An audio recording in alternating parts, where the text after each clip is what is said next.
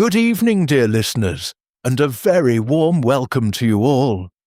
Wherever you are tuning in from tonight, maybe cozied up in bed, listening from your favorite quiet corner at home, or perhaps relaxing somewhere peaceful with the world fading away outside.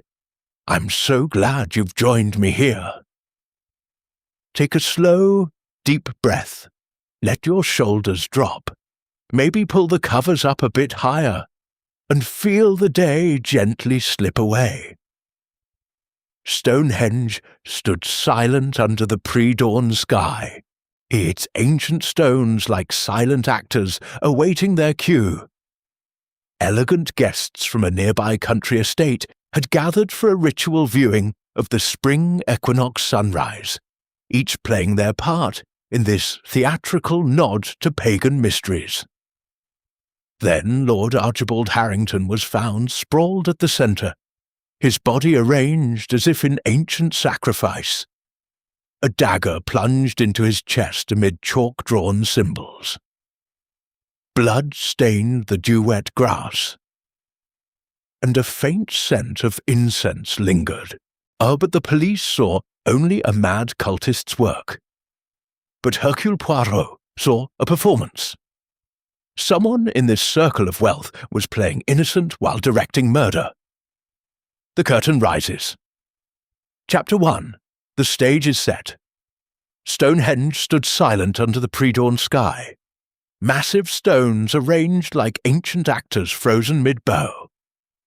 Elegant guests from Harrington Hall had gathered for the spring equinox sunrise, each playing a refined part in this blend of pagan mystery and society glamour. Then Lord Archibald Harrington was found sprawled at the circle's heart, body arranged in ritual pose, a ceremonial dagger buried in his chest, chalk symbols drawn around him in precise white lines. Blood soaked the dew-heavy grass.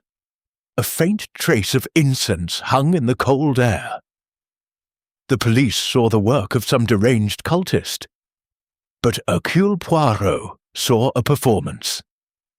Someone among these privileged players was acting the role of innocent while directing murder. The curtain rises. More sound effect. Distant slow drumbeat like a restrained heartbeat. Harrington Hall rose grand and gleaming against the Wiltshire Downs. Its Art Deco lines sharp and modern under the chill night. Luxury cars had purred up the gravel drive hours earlier, carrying guests for what Lord Harrington called a sophisticated salute to the equinox.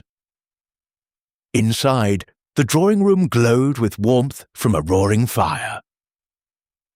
Cuban cigar smoke curled lazily, blending with the sharp floral bite of Chanel No.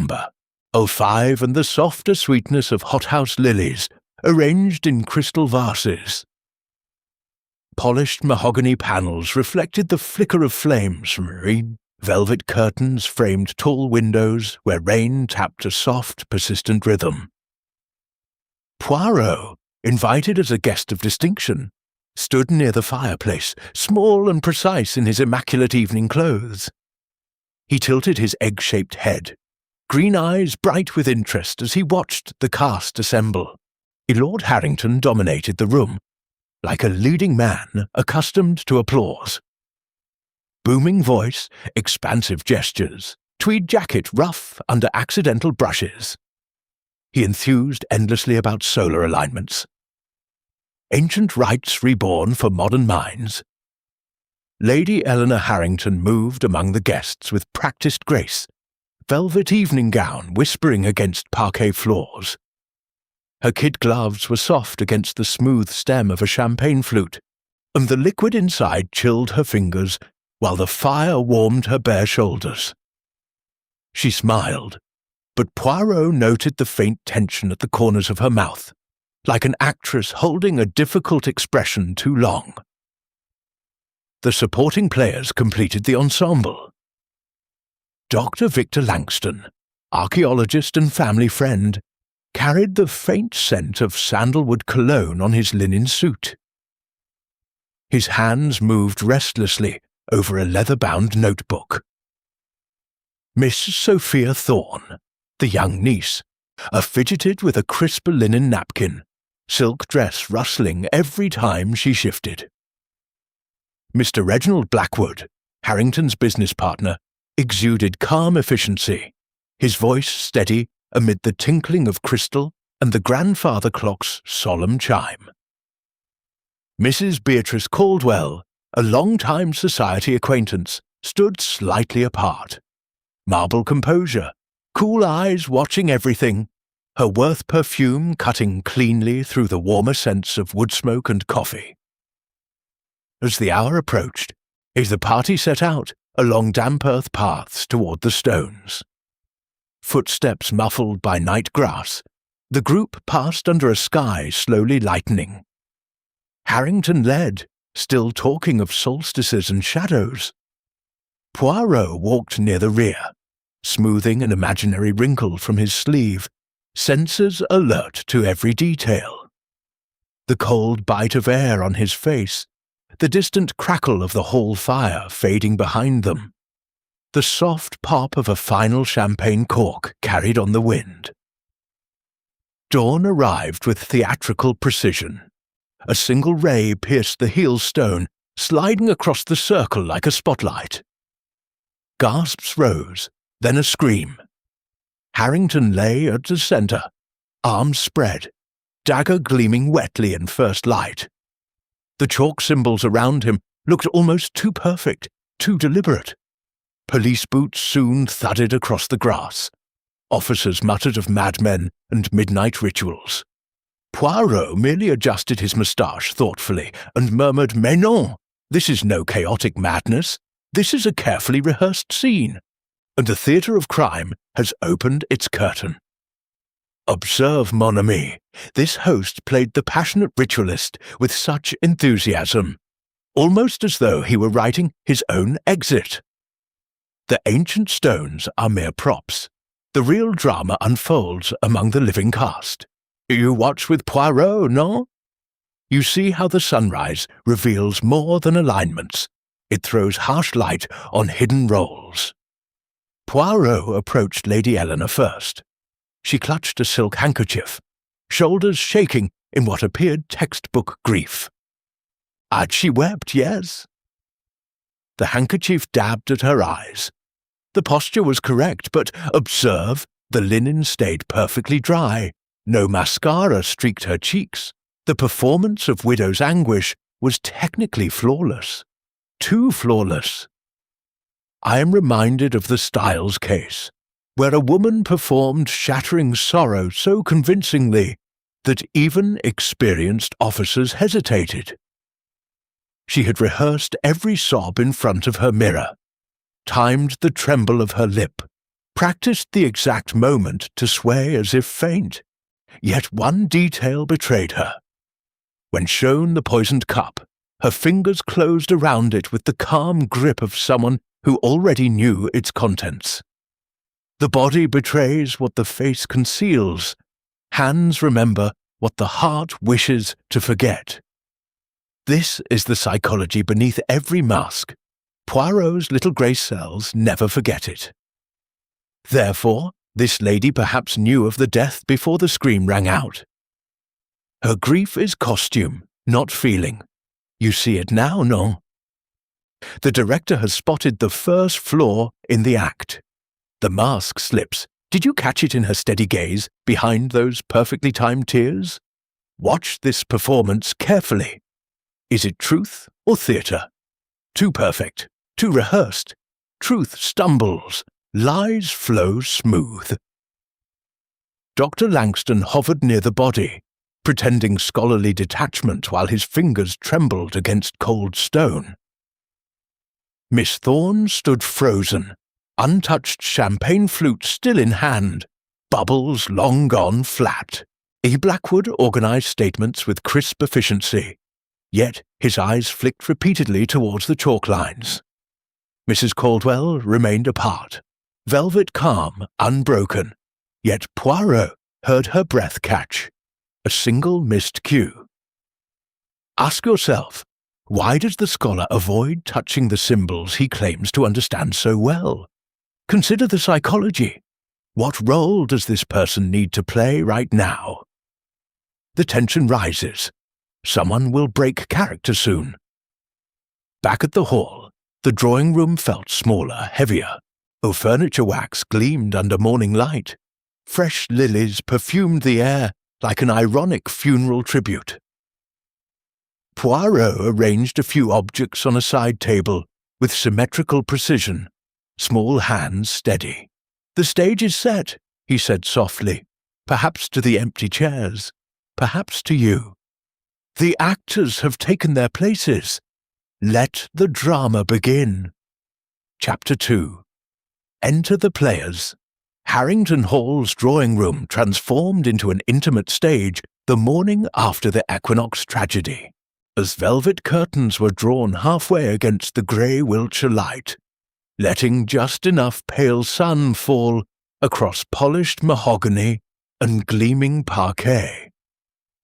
The fire still crackled warmly in the grate, fighting the persistent chill that seeped through tall windows where rain tapped like impatient fingers. Scents layered the air, lingering Cuban cigar smoke, sharp Chanel No. 5 from Lady Eleanor's morning toilette, the clean wax of furniture polish, and the soft sweetness of fresh lilies wilting slightly in their crystal vases. Hercule Poirot entered quietly, small and precise, his patent shoes making only the faintest sound on the floor. He carried no notebook, only the little grey cells and an unerring eye for performance. The suspects had already taken their places like actors waiting for the director's cue. Poirot would now conduct the first formal scenes. Lady Eleanor sat nearest the fire, her silk morning robe pooling around her like discarded costume. She held a cup of strong continental coffee. Steam rose in delicate spirals. When Poirot asked her to recount the events leading to dawn, her voice trembled at exactly the right moments. "Archibald was so excited about the alignment," she said, dabbing dry eyes with a crisp linen handkerchief. "He insisted we all walk to the stones together. I stayed on the terrace afterward, watching the sky lighten." Her shoulders gave the appropriate little shake. "Observe, mon ami, this widow plays devastated loyalty with textbook precision, but watch carefully. The handkerchief never quite touches real moisture. The mask slips. Did you catch it?" Poirot inclined his head. "Madame, you did not accompany your husband to the very centre of the circle." "I felt suddenly unwell," she answered quickly. "The cold, perhaps. I returned inside before the others. The grandfather clock in the hall chimed 9. Each stroke seemed to underline her words like a stage manager counting beats. Next came Dr. Victor Langston. He stood by one of the tall bookcases, tweed jacket slightly rumpled, sandalwood cologne still clinging to him. He spoke of spending most of the small hours in the library, consulting texts on prehistoric solar observances, while the rest of the party prepared to leave for the stones. "I was absorbed," he said, fingers brushing the smooth leather spine of a volume. "I only joined you all at the very last moment." Poirot tilted his egg-shaped head. "And you carried no notebook? No sketches of the proposed alignment?" "I left my notes here." Langston gestured vaguely toward a leather portfolio on the table. "They're quite technical." "You watch with Poirot, non? You see how his hand lingers too long on the bookcase, as though afraid to let go of his prop. This actor plays scholarly detachment, but observe the slight tremor. Where is the calm of true absorption?" Miss Sophia Thorne entered next, pale against the dark velvet of the sofa. Her silk dress from the previous evening had been replaced by a simple wool day dress, yet she still twisted a pair of kid gloves in her lap as though they were a lifeline. "I couldn't sleep," she said softly. "After everyone went to bed, I slipped out to the terrace. I wanted to see the stars before the ritual began. Then it started raining, so I came back inside." Poirot made a small expressive gesture with his hands. "Alone, mademoiselle? No one saw you?" "No one." Her voice dropped. "I was thinking." "Ah, but you say Poirot reads too much into nervous fingers. Bear with me." The careful observer, and you are becoming careful, mon ami, will notice she never once looks toward her aunt. Mr. Reginald Blackwood arrived briskly, he carrying an air of businesslike helpfulness. His sandalwood and leather scent cut cleanly through the warmer notes of wood smoke and coffee. "I was with Archibald until quite late," he explained. "We reviewed quarterly figures in his study. I left him around 1:30, went straight to my room. I rose at 5 to prepare notes for the police." He produced a slim leather-bound notebook, pages filled with neat times and initials. "Everything is documented. Too perfect, too rehearsed. Few truth stumbles. Lies flow smooth." Mrs. Beatrice Caldwell was last. She remained standing near the window, marble cool in a charcoal wool suit, worth perfume understated but unmistakable. "I never left the house after midnight," she stated. "I retired early with a headache. Slept through until the screams woke me." Poirot smoothed an imaginary wrinkle from his sleeve. "Madame, you did not hear anyone moving about the corridors?" "I sleep very soundly when I take my powder." Consider the psychology. What role does this cool, composed woman need to play in this moment? Ask yourself, why does she stand so very still while the others fidget? The interviews unfolded like short tense scenes, each suspect delivering lines with varying degrees of conviction. Poirot listened, watched, catalogued. A dropped handkerchief here, a too rapid glance at the clock there, a repeated phrase that sounded memorized. The tension rises. Someone will break character soon. As noon approached, fresh coffee was brought in on a silver tray. The bitter continental aroma momentarily overpowered the flowers and smoke. Poirot accepted a cup, letting the heat warm his small hands while he reviewed the morning's performances in silence. Every actor had taken their mark. But who played truth, and who played lies? So Chapter 3. The first act. By mid-morning the mist had lifted from the Wiltshire Downs, leaving Harrington Hall wrapped in a pale, watery sunlight that filtered through velvet curtains like weak stage lighting. The drawing-room still carried the layered scents of the previous night. Cuban cigar smoke now stale, Chanel No. 5 lingering on upholstery. Furniture wax freshly applied by a nervous housemaid, and the heavy sweetness of hothouse lilies beginning to turn. The fire had been rebuilt. Its crackle provided the only steady sound against the soft patter of rain returning to the tall windows.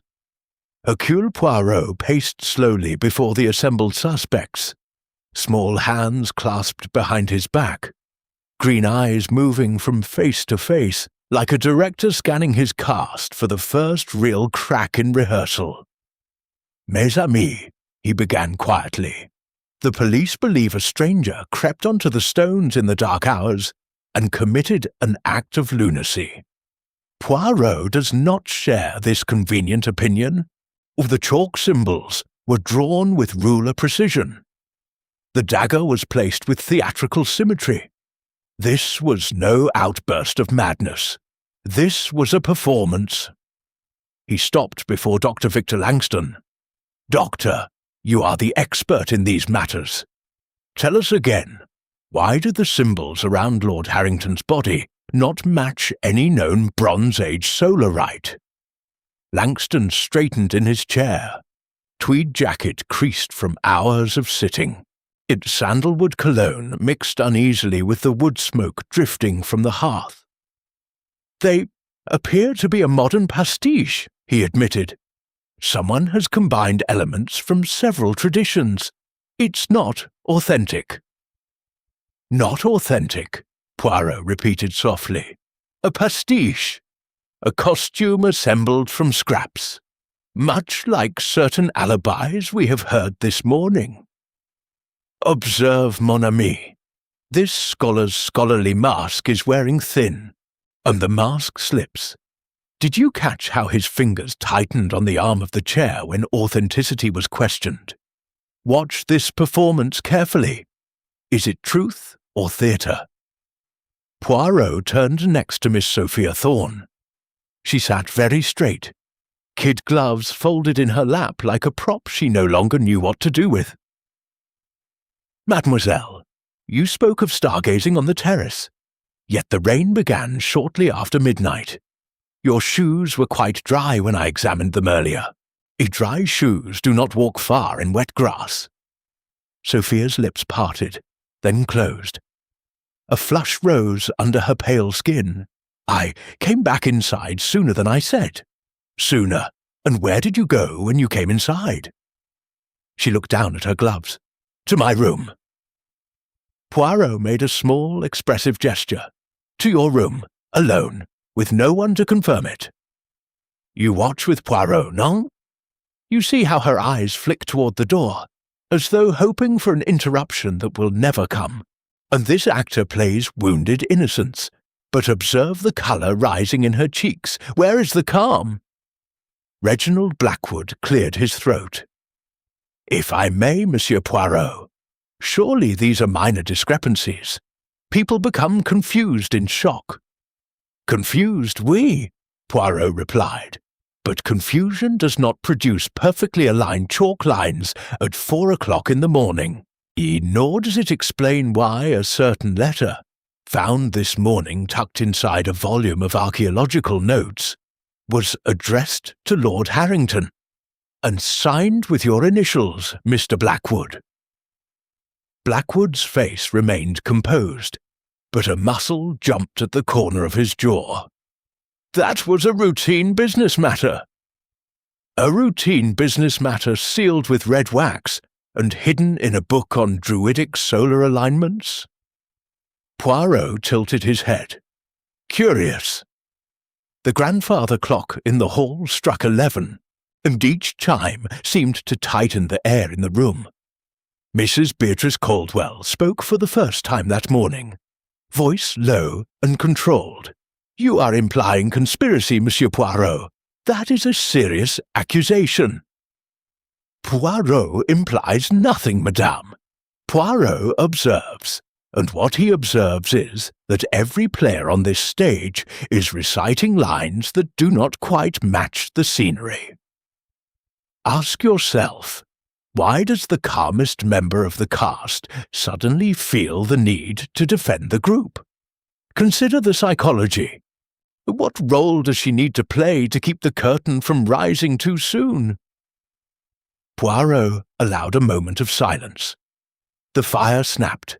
A log settled with a soft shower of sparks. Outside, rain tapped more insistently against the glass. In every theatre of crime, humans don masks the moment they step into the spotlight. The widow must perform grief even when relief floods her veins. The friend must display loyalty even when resentment has been festering for years. The scholar must appear detached even when personal ambition burns beneath the surface. These masks are not chosen lightly. They are survival mechanisms. Society applauds the expected performance and punishes the unscripted truth. And so we rehearse. The dry-eyed sob, the steady hand, the measured denial. Yet no mask is perfect forever.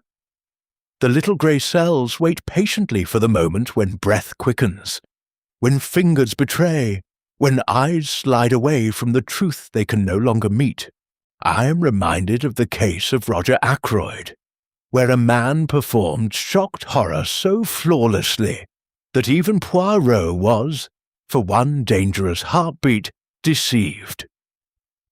The doctor had practiced his wide-eyed startlement before the mirror, rehearsed the exact pitch of his voice when he discovered the body, even timed the tremble in his hands.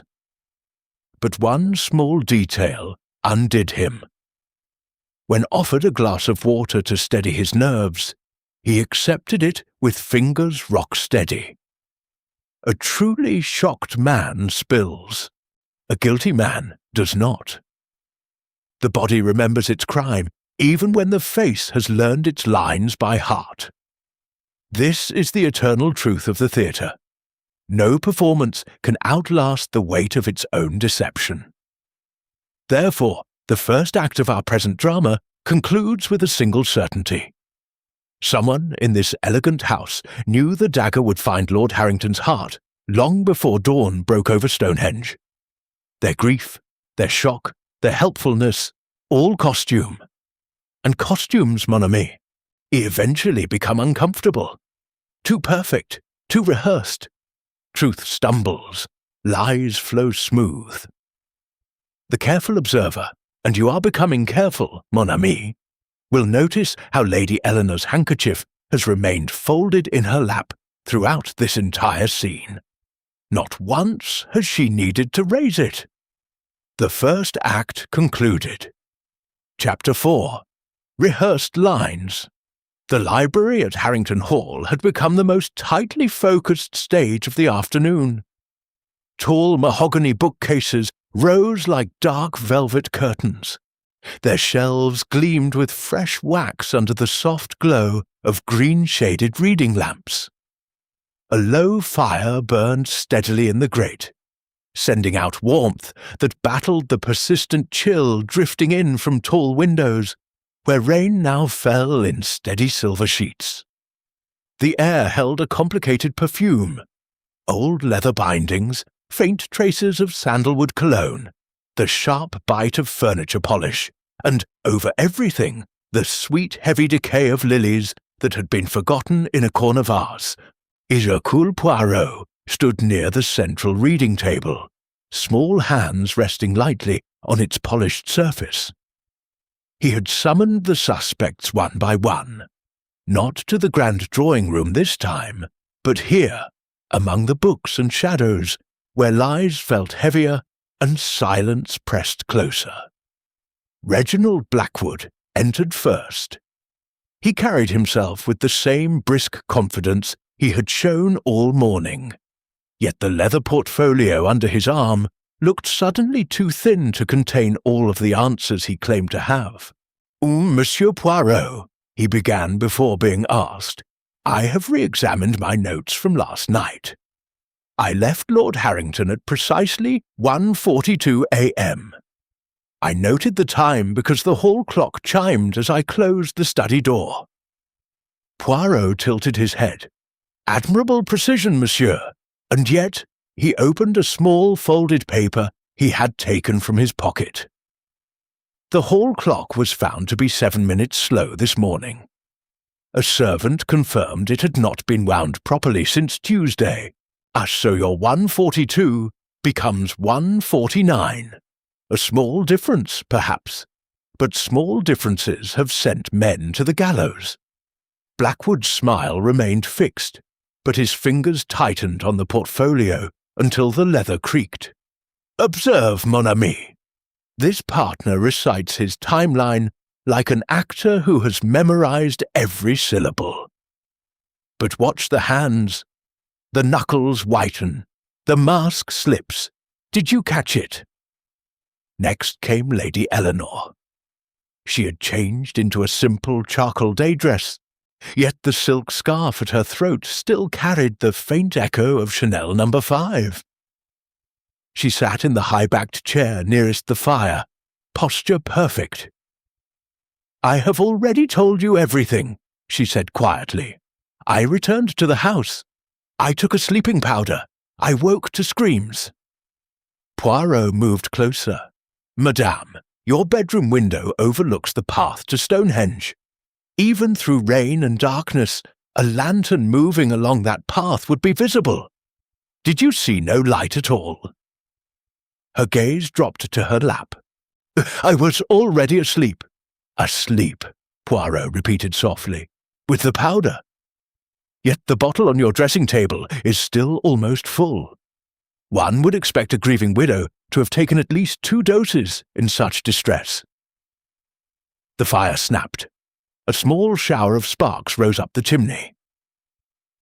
"You watch with Poirot, non?"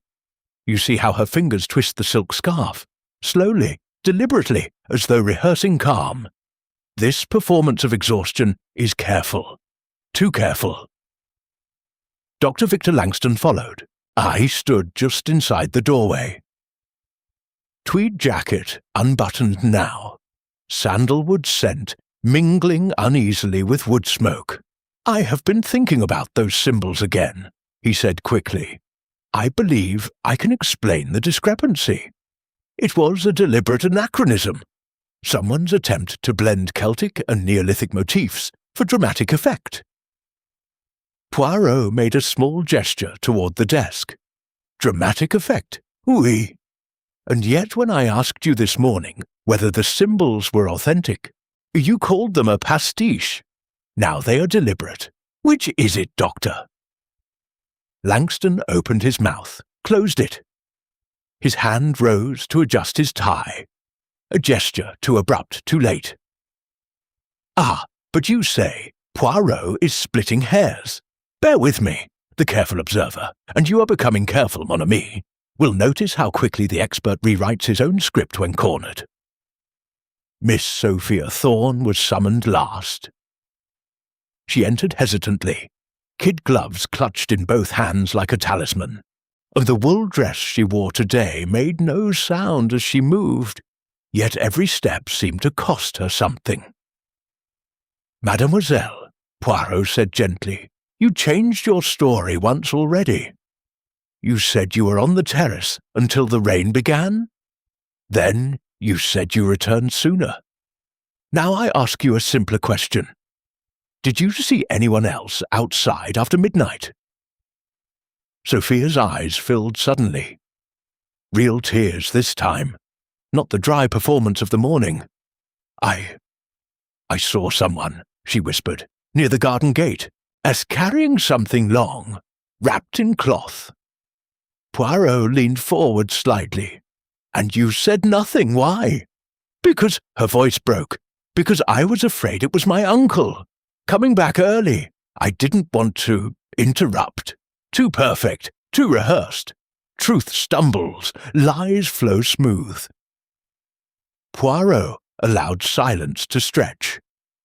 Rain hammered the windows like impatient applause. The grandfather clock in the corridor chimed the half-hour, slow, deliberate strokes that seemed to count the beats of faltering alibis. Mrs. Beatrice Caldwell was not summoned separately. She had remained in the library the entire time, standing near one of the tall windows, marble composure apparently untouched. Yet when Poirot finally turned to her, she spoke before he could ask. "You will find no contradiction in my account, Monsieur Poirot. I have told the simple truth." "Simple truth," Poirot echoed. "And yet, madame, simplicity is the one thing missing from this entire performance. Everyone has lines, everyone has cues, everyone has a script, except the truth. Truth needs no rehearsal." He made an expressive gesture with his small hands, encompassing the room, the books, the fire, the suspects, the rain. Bravo! But the performance, it was not convincing. The tension rises. Someone will break character soon. As the afternoon darkened and lamps were lit, the rehearsed lines began to show their frayed edges.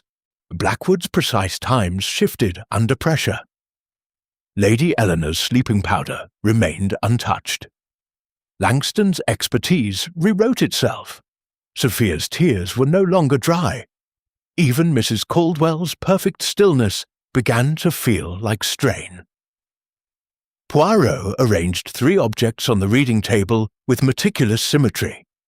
A fountain pen, a leather bookmark, a small crystal paperweight, then stepped back. "Rehearsed lines," he murmured, perhaps to himself, perhaps to you, always falter in the end. The script fails because the actors are human. And humans eventually forget their parts. Rehearsed lines began to falter. The script was failing. Chapter 5. The Mask Slips. As the equinox afternoon bled into early evening, the great drawing room of Harrington Hall felt smaller, the air thicker. Velvet curtains had been drawn fully against the dying light. Only the fire and several tall floor lamps kept the room from sinking into shadow. The scents had shifted. Wood smoke dominated now, undercut by the faint bitterness of cooling coffee, the dying sweetness of wilting lilies, and, still, the ghost of Chanel No. 5 that clung to Lady Eleanor wherever she moved. Rain lashed the windows in uneven gusts. Each fresh burst sounded like distant applause for a scene reaching its crisis. Hercule Poirot had chosen this hour deliberately. The first cracks had appeared. Now he would turn the spotlight directly onto the weakest performer, and he asked only one person to remain when the others were dismissed, Miss Sophia Thorne. She stood near the fireplace, small and rigid in her plain wool dress. The kid gloves she had clutched all day were finally discarded on a side table, her bare hands twisted together in front of her. The firelight caught the sheen of sudden perspiration across her upper lip. "Mademoiselle," Poirot began gently, "this afternoon you told me you saw someone near the garden gate after midnight. Someone carrying a long object wrapped in cloth. You believed, perhaps, you did not wish to interrupt your uncle returning early." Sophia gave the smallest nod. Poirot stepped closer. His voice remained soft, almost kind. "But your uncle never left the house after 1 o'clock. Mr. Blackwood confirms it. The servants confirm it. The hall boy saw him enter his bedroom at 1:55. So the figure you saw was not your uncle coming back." Her breathing changed, short, shallow, audible even over the rain. "It was someone going out," Poirot continued, "carrying the dagger. And you knew it. You recognized the silhouette. You recognized the walk. And because you recognized it, you said nothing. Not to the police, not to your aunt, not even to me, until the pressure became too great." Sophia's knees buckled slightly. She caught herself against the mantel. "Observe, mon ami, this is no longer the dry-eyed performance of the morning. The tears are real now, the shoulders shake without rehearsal, and the mask slips. Did you catch the exact instant her control shattered?" Poirot made no move to support her. He simply waited. "I didn't want to believe it," she whispered. He said he loved me, that we would leave together after the will was read. He said Uncle Archie would never understand, but that one day—" Her voice fractured.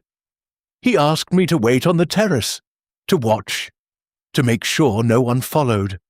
I thought it was just to talk to Uncle Archie alone, about money, about the business. I never imagined—" She covered her face with both hands. Real sobs now, harsh and ugly, nothing like the modulated weeping Lady Eleanor had offered earlier.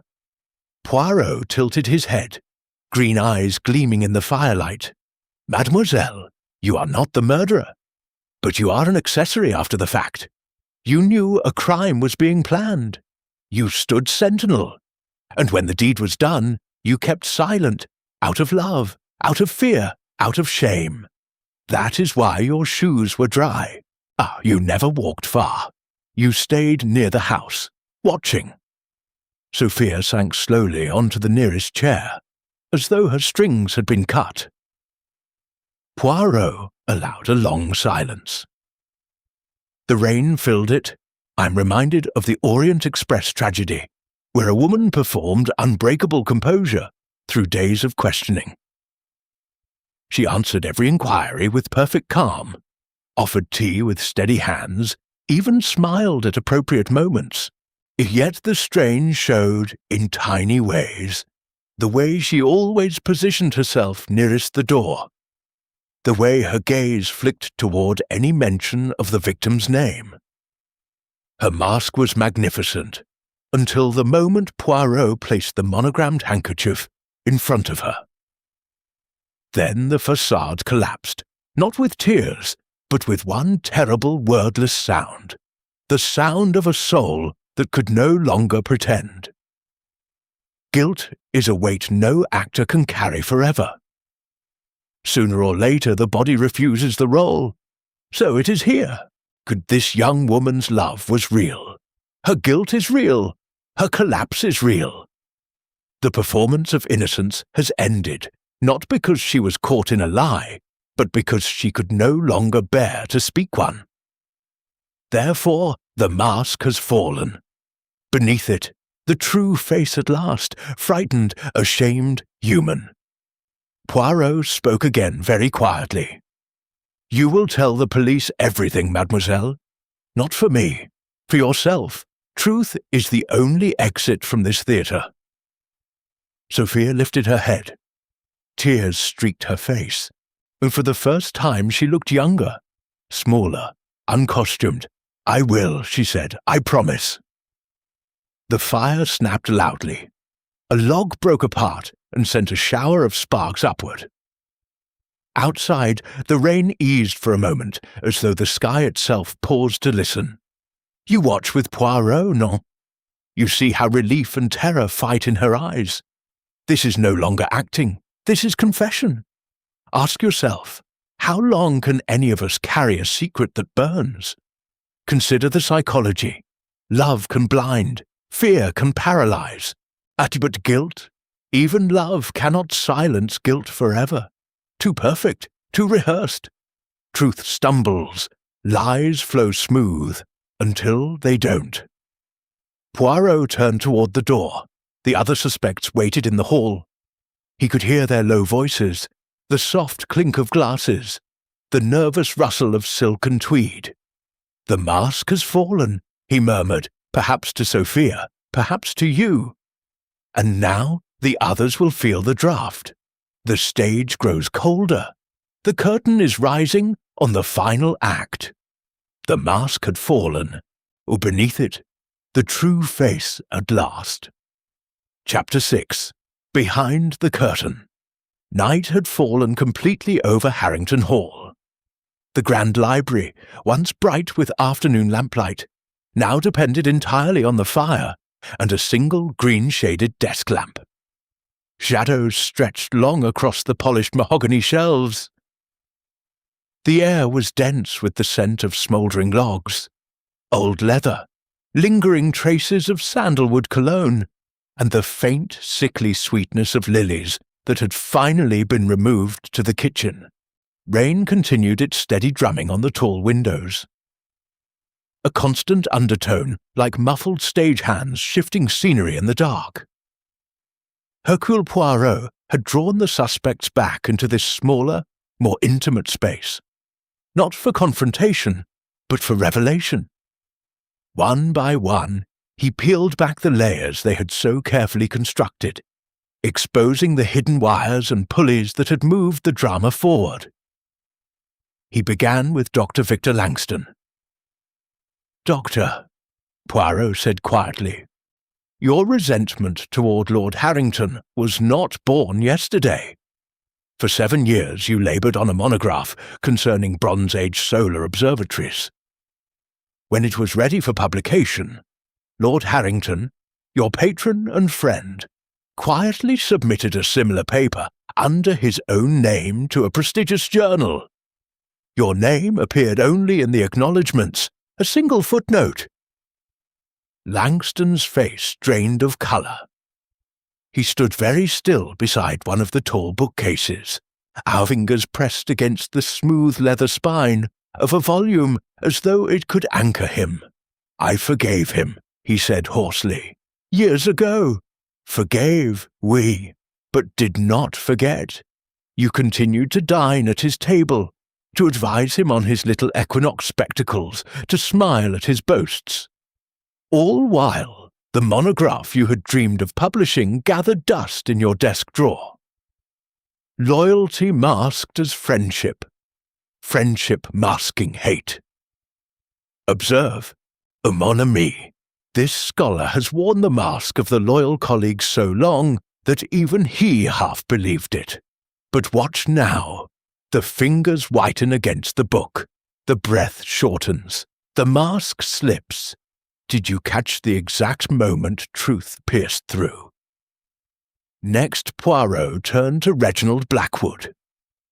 Your business partnership with Lord Harrington was, on paper, equal. Yet the accounts, those meticulous ledgers you so proudly showed me, revealed something quite different. Over the last 18 months, you diverted funds, small amounts at first, then larger, to cover personal debts. Gambling, I believe, the kind that happens in discreet London clubs after midnight. Blackwood's jaw tightened, but he did not deny it. Archibald trusted me, he said. He never checked the books himself. Precisely. Trust is the perfect cloak for theft. You performed the role of the reliable partner flawlessly, organizing papers, offering advice, standing ready with alibis. But when the debts grew too large, when exposure became certain, you required a more permanent solution. The fire snapped loudly. A shower of sparks rose and died against the chimney bricks. You watch with Poirot, non? You see how the efficient man's hands tremble now, just enough to rattle the crystal tumbler he holds. This performance of calm cooperation is ending. The curtain twitches. Lady Eleanor sat apart near the window. She had not spoken since entering the room. Poirot approached her last. Madam, your grief was admirably performed, until it was no longer necessary. The sleeping powder, untouched, the dry handkerchief, the faint smile you allowed yourself this afternoon when no one watched. You did not kill your husband, non. But you knew the dagger was missing from the collection 2 days before the equinox. You said nothing. Why? Eleanor lifted her eyes, dry, clear, almost relieved. Because I was tired, she said simply. Tired of the boasts, and the extravagance, the endless performances. I wanted it to end. I did not wield the knife, but I did not stop the hand that did. Poirot nodded once, slowly. Miss Sophia Thorne and Mrs. Beatrice Caldwell remained silent witnesses. Their roles had been supporting. Sophia, the unwitting lookout. Beatrice, the silent observer, who had guessed too much and said too little. Their masks had already cracked earlier. Now they simply watched the final unravelling. Ask yourself, how many layers must a human being wear before the weight becomes unbearable? Consider the psychology. Behind every public performance lies a private rehearsal, of resentment, of greed, of exhaustion, of fear. These are the motives that pull the strings when the spotlight is off. In this theatre of crime, we have seen loyalty performed as friendship, while hatred simmered beneath. We have seen helpfulness performed as partnership, while theft drained the coffers. We have seen composure performed as wifely duty, while relief waited in the wings. Humans do not lie only to deceive others, they lie to survive themselves. The mask protects the fragile self from judgment, from loss, from the mirror. Yet every secret kept requires energy. Every line rehearsed demands concentration. Eventually the actor tires. The hand shakes, the eye slides away, the breath catches, and the curtain parts.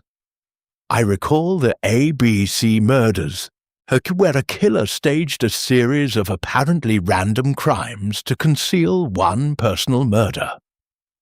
He rehearsed alibis across counties, practiced nondescript behavior in crowded railway carriages, even composed theatrical letters to taunt the police, all to create a convincing performance of madness. But the over-elaboration betrayed him. The mind, burdened by guilt, cannot resist leaving a signature. It must express what it cannot confess. Poirot's little grey cells recognized the pattern. Too much theatre hides, too little truth. So, it is here. Behind every curtain, a secret waits. Behind every secret, a motive. And behind every motive, eventually, the truth steps forward, unmasked, blinking in the sudden light. Too perfect, too rehearsed, truth stumbles. Lies flow smooth until the flow stops. Poirot arranged 3 small objects on the reading table with his usual precision. A fountain pen, a leather bookmark, a crystal paperweight. Then he stepped back into the firelight. "The performance continues for a little while longer," he said softly. "But the stage hands are growing tired. The wires are visible now. Soon the curtain will rise on the final scene. Behind every curtain, a secret. Every secret, a motive." Chapter 7. The Final Act. The great hall of Harrington Hall had been prepared like a theatre for its closing performance. Every chandelier blazed, crystal droplets tinkled softly whenever anyone moved.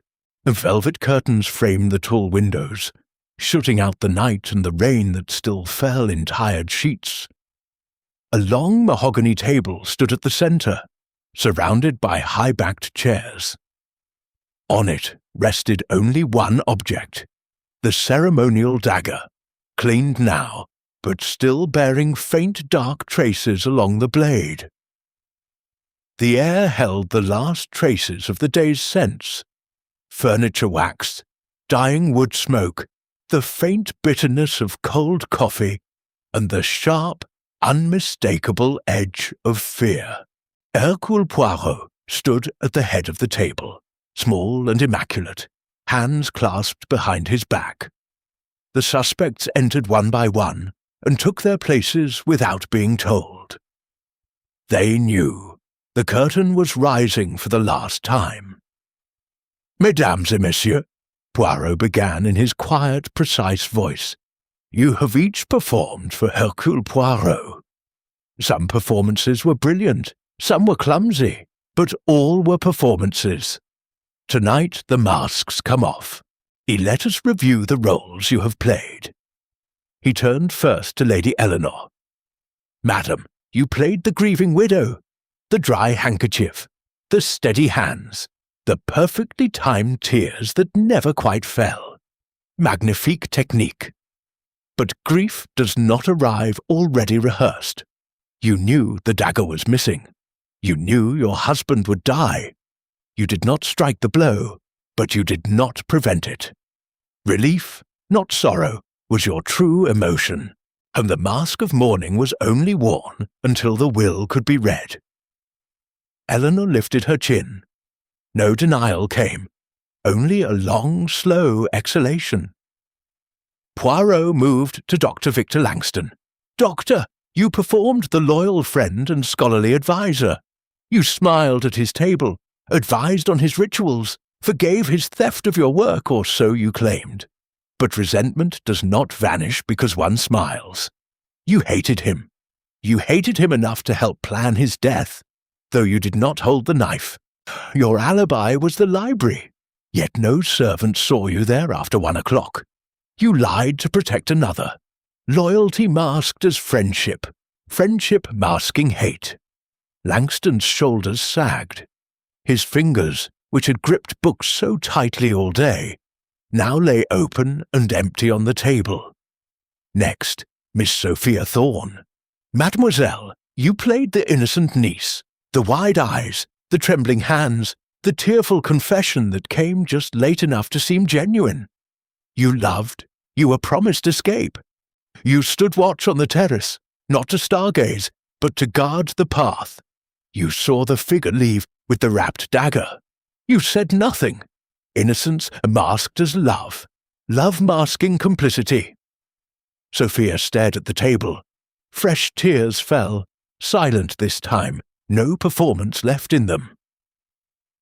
Poirot turned to Mrs. Beatrice Caldwell. Madame, you performed the detached observer. Cool, silent, untouched. Yet you knew more than you spoke. You had seen the missing funds in the ledgers. You had heard the whispered promises to Sophia. You guessed the plan and chose silence. Composure masked as indifference. Indifference masking fear of involvement. Beatrice gave the smallest nod. Nothing more. And at last Poirot faced Reginald Blackwood. And you, monsieur, you gave the most convincing performance of all. The shocked partner, the outraged friend, the helpful organizer of statements and alibis. You moved among us like a man broken by grief. Yet your hands never shook, not once. Oh, when the body was discovered, when we stood around the stones in the cold dawn, you reached for your notebook with fingers steady as stone. A truly shocked man trembles. A guilty man does not. That was your single fatal error. Blackwood's face remained calm. Too calm.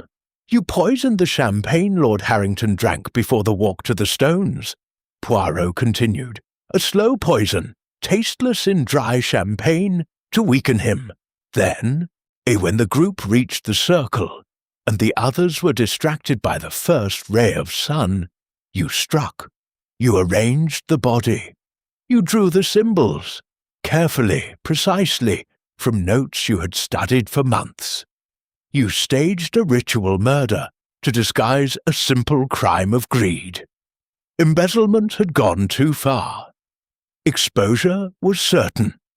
One death, one will, one fortune, and your debts would vanish. He paused.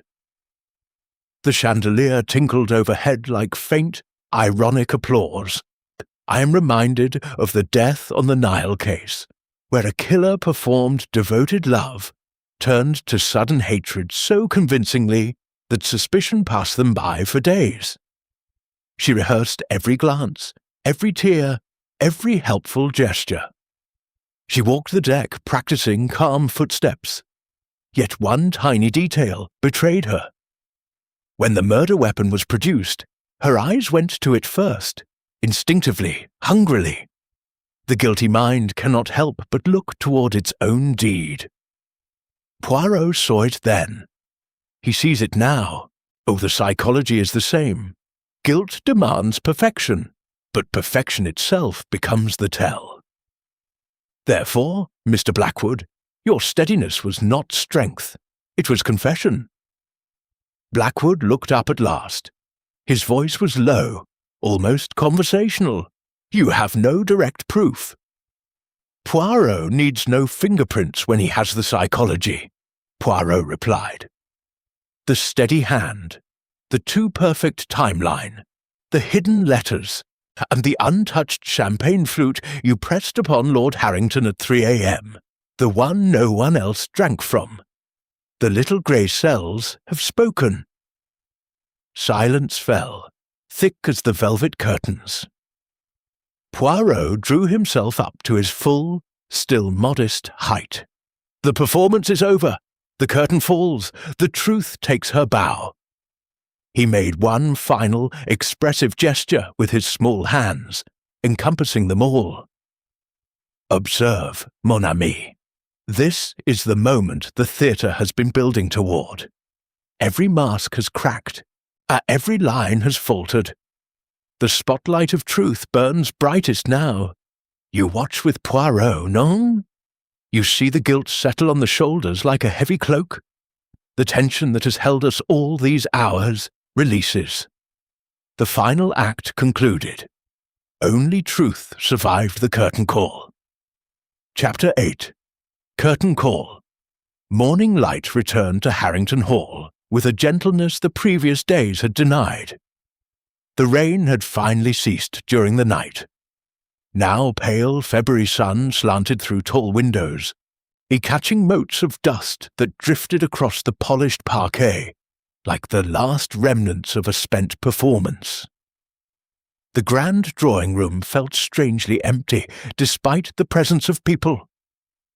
Velvet curtains had been drawn wide open. The fire burned low and steady, giving off a soft, comforting warmth, rather than the tense heat of confrontation. Scents had softened too. Only faint wood smoke remained, mingled with the clean sharpness of furniture wax, and the distant, comforting aroma of fresh coffee being prepared in the kitchens below.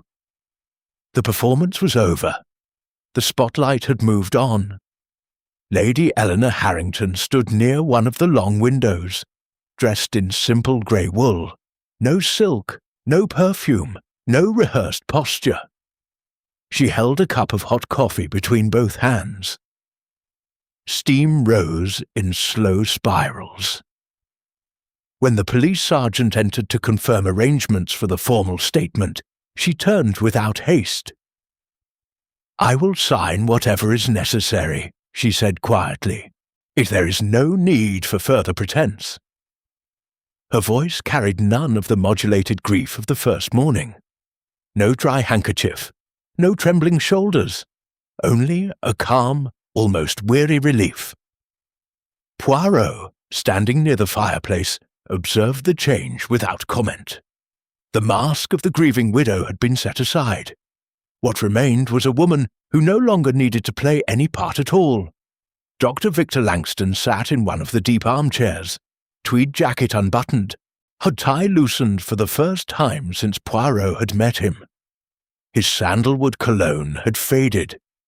In its place was only the honest smell of wool, warmed by the fire. He looked older, but also lighter, as though a weight he had carried for 7 years had finally been lifted, even if the lifting came at the cost of public shame. "I will not contest the facts," he told the sergeant when his turn came. "The monograph was mine. The resentment was mine. I helped plan the silence around the crime. Not the act itself, but the cover.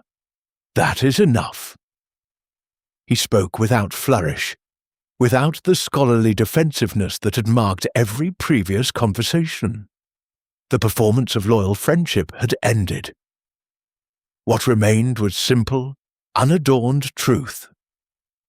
Miss Sophia Thorne had chosen to sit on the window seat, knees drawn up slightly beneath her plain wool dress. Her kid gloves lay discarded on the cushion beside her. She no longer needed anything to hold. Our tears had dried on her cheeks hours earlier. Now her eyes were clear, red-rimmed, but steady. When the sergeant asked if she wished to add anything to her earlier statement, she shook her head. "I have said everything," she answered. "I watched. I stayed silent. I loved someone who used that love. There is nothing more to perform." Poirot tilted his head, green eyes gentle for once. "Mademoiselle," he murmured, "truth does not require performance. You have given it. That is enough." Mrs. Beatrice Caldwell remained standing near the doorway. Posture still impeccable, yet the marble coldness had thawed. Her Worth perfume was faint now, almost gone. When Poirot approached her last, she met his gaze directly. "I knew," she said simply. "I saw the discrepancies in the accounts. I heard the whispered conversations in the corridor. I guessed the rest, and I did nothing because I feared being drawn into scandal. That was my role, the silent witness. I played it too well." Poirot made a small, expressive gesture with his hands. "Madam, silence is also a performance, but you have ended it. The curtain has fallen on that act." The sergeant and his constable moved quietly through the room, collecting final signatures, murmuring formalities. Footsteps echoed softly on the parquet, no longer hurried, no longer tense. The grandfather clock in the hall chimed 10. Its strokes were measured, peaceful, like the slow close of a heavy curtain. Outside, on the gravel drive, a black police car waited. Reginald Blackwood was already seated in the back, handcuffed, head bowed. He did not look toward the house. The efficient partner, the helpful organizer, the shocked friend, every role had been stripped away. What remained was only a man facing the consequences of greed that had outgrown its mask. Poirot watched from the window as the car pulled away, tires crunching slowly on wet gravel. No dramatic flourish, no final speech, just departure. Observe, mon ami. This is the quiet that follows the applause that never came. The masks lie scattered on the stage floor. No one rushes to pick them up. No one needs them any more. Lady Eleanor turned from the window at last. She crossed to the low table where fresh coffee had been set out. She poured a cup for Poirot without asking, then one for herself. "Thank you," she said simply. Poirot accepted the cup. The heat warmed his small hands, and the bitter continental taste grounded him after days of theatrical tension. "Madam," he replied, "Poirot thanks truth. It is she who ends the play. You watch with Poirot, non? You see how shoulders relax when no lines remain to be spoken, how eyes meet without calculation, how silence becomes rest instead of threat. The careful observer, and you are becoming careful, mon ami, will notice there are no more averted glances, no more rehearsed smiles, and no more trembling hands hiding behind gloves or portfolios. Ask yourself, what does it feel like when the weight of performance finally lifts? When the audience has gone and the theatre lights dim? No applause followed this performance. Only justice. Chapter 9. After the show. The Wiltshire countryside lay quiet under a thin February sun 2 days after the final curtain fell. Harrington Hall no longer felt like a stage set for tragedy. The velvet curtains had been drawn back fully, windows thrown open to let in clean, cold air that carried the faint green promise of early spring. Inside, the grand rooms echoed with a different quality of silence. Not tense, not expectant, but settled. Furniture wax still gleamed on mahogany surfaces, but the heavy perfume of lilies had been replaced by the simple scent of brewed coffee, drifting from the kitchens, and the clean, woody smell of logs stacked freshly beside the hearths. A Lady Eleanor Harrington moved through the drawing-room with unhurried steps. She wore a plain tweed skirt and cardigan, no silk, no kid gloves, no rehearsed grace. She paused at the long table where once champagne flutes had stood in nervous rows, and now only a single coffee pot and a few plain cups waited. She poured for herself, then for the housekeeper who had entered quietly behind her. "I'm closing the London house," she said, voice steady and ordinary. "Too many echoes. I shall travel for a time. Perhaps the south of France, perhaps further.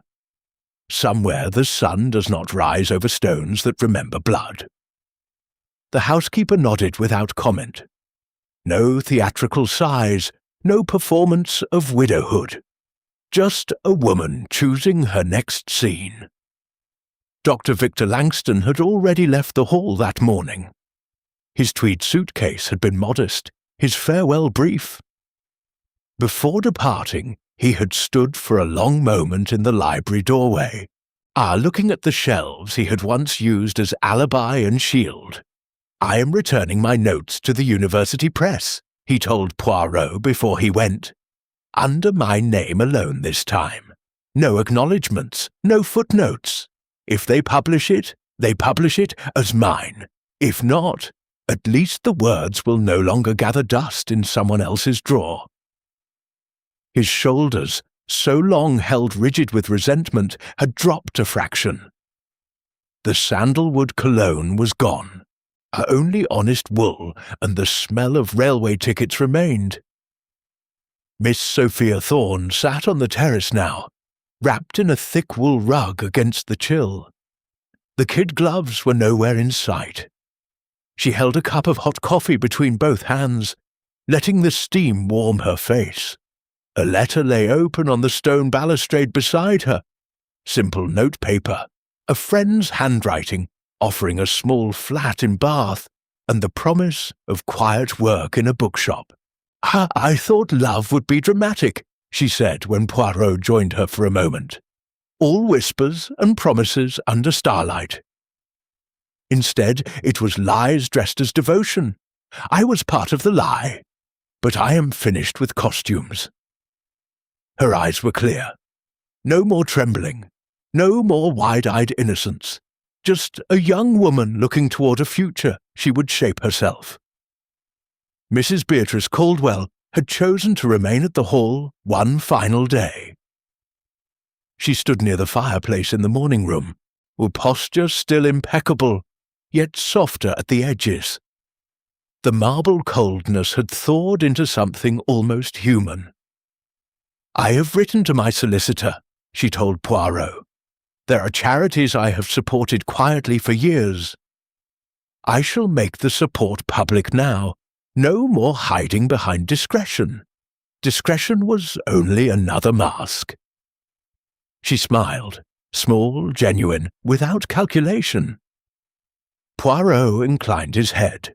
"Madame, truth does not always arrive in thunder. Sometimes it arrives in the ordinary light of morning." He allowed himself one final brief reflection, as he watched them each in turn. In every theatre, when the play ends, the actors do not vanish. They step out of the roles they have worn, some gladly, some with regret, and become themselves again. The widow sheds grief that was never hers. The scholar reclaims words that were stolen. The niece exchanges romantic illusion for plain self-knowledge. The silent observer chooses speech over safety. Yet each transformation is small, quiet, human. No grand speeches, no final bows.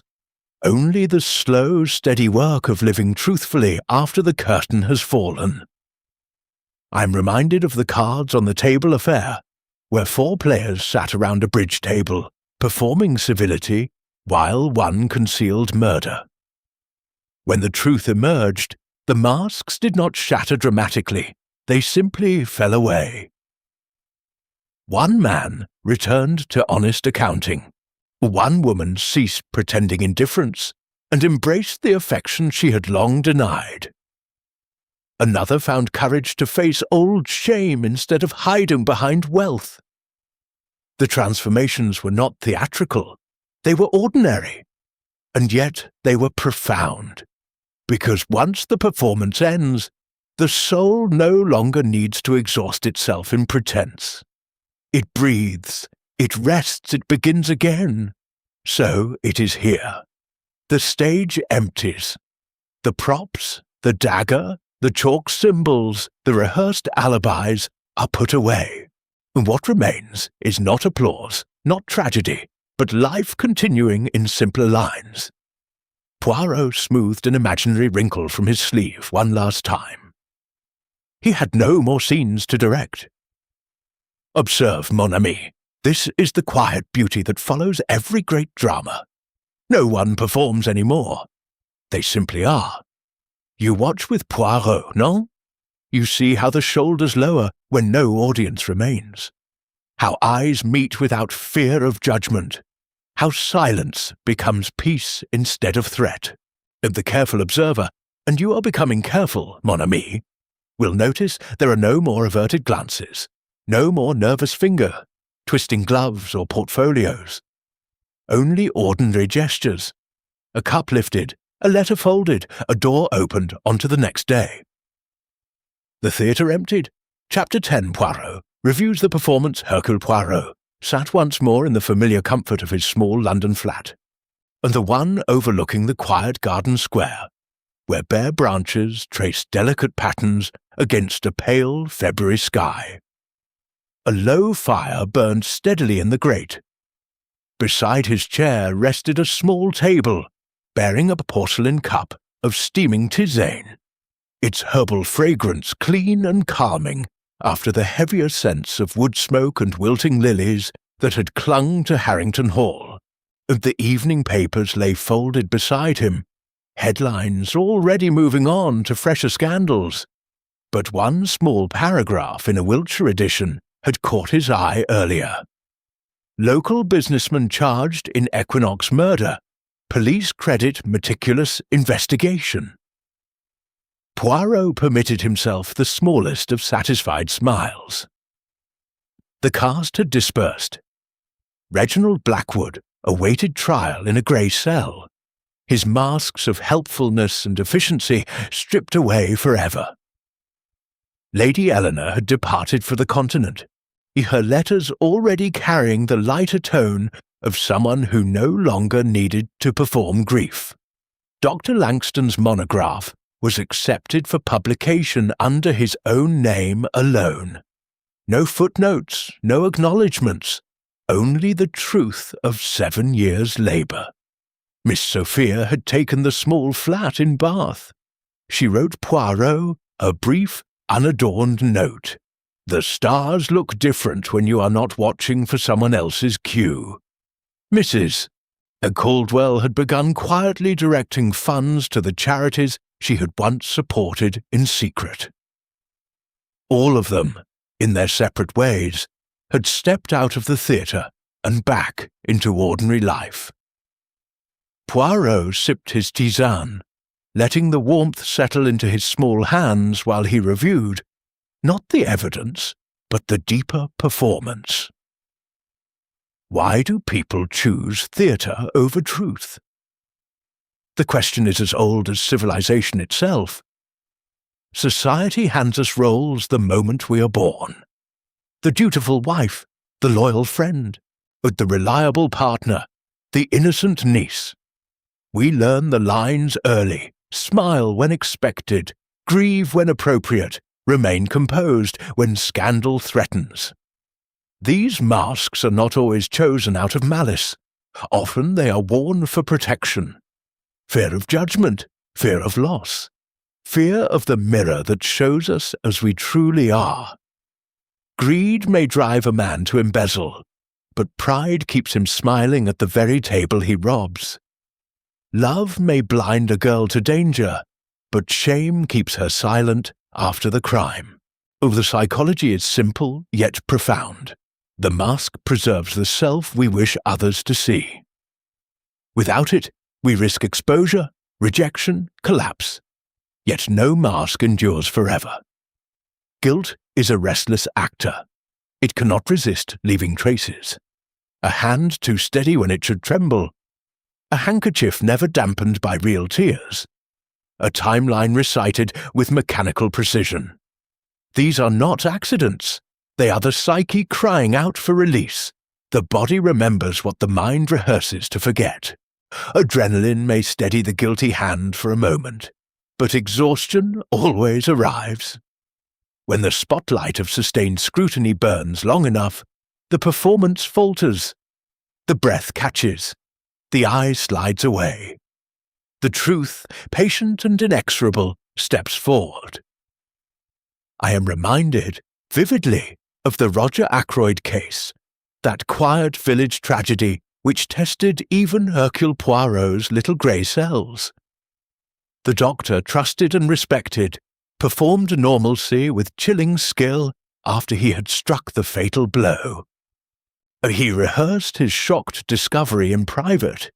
He modulated his voice to exactly the right pitch of distress. He timed his helpful suggestions to the police with the precision of long practice. For days, he moved among neighbours and investigators as the concerned friend, the grieving confidant. Yet one small human detail, undid him. When offered a drink to steady his nerves after finding the body, he accepted the glass without a tremor. A truly horrified man spills. A guilty man does not, and the hand that had wielded the knife could not forget its steadiness. In that one involuntary gesture, the entire performance collapsed. Poirot saw it then, as he saw it again at Harrington Hall. The psychology of revelation lies not in grand contradictions, but in the tiniest failure to match nature. Guilt overcorrects. Perfection itself becomes the tell. So it was with Blackwood. His helpful efficiency, his calm organization of statements, his rock-steady fingers reaching for a notebook, while the rest of us stood frozen in horror. All were overcorrections. The mind burdened by murder cannot help but signal its deed. It must prove its innocence too emphatically. And in that emphasis lies betrayal. Truth triumphs over performance because performance requires constant energy. Lies must be remembered, alibis aligned, expressions schooled. Truth requires nothing but existence. It waits, it endures. When the actors tire, and they always tire, the curtain parts of its own accord. Poirot set the cup down with a soft clink. Outside, a distant clock chimed the hour. The sound carried clearly through the quiet square. He allowed himself one last theatrical reflection, spoken half to the empty room, half to the unseen audience that had followed this drama so attentively. In the great theatre of human existence, we are all cast in roles not of our choosing. Some play them willingly, some fight them every moment. But no role is eternal. Sooner or later the lines grow heavy, the gestures mechanical, the mask chafes against the skin. And when that happens, whether in a country house under equinox dawn, or in the quiet of a London flat, the truth steps quietly onto the stage. She does not shout. She does not demand applause. She simply stands there, patient and plain, until every other actor has left the wings. To you, mon ami, who have watched these 10 acts with care, Poirot offers this final wisdom. Observe always, but judge gently. Behind every mask is a human being who once hoped the performance would be enough. It never is. And when the curtain falls, what remains is rarely tragedy. More often it is only life, simpler, quieter, and at last honest. Until the next theatre of crime calls us back, mes amis, Poirot will be watching.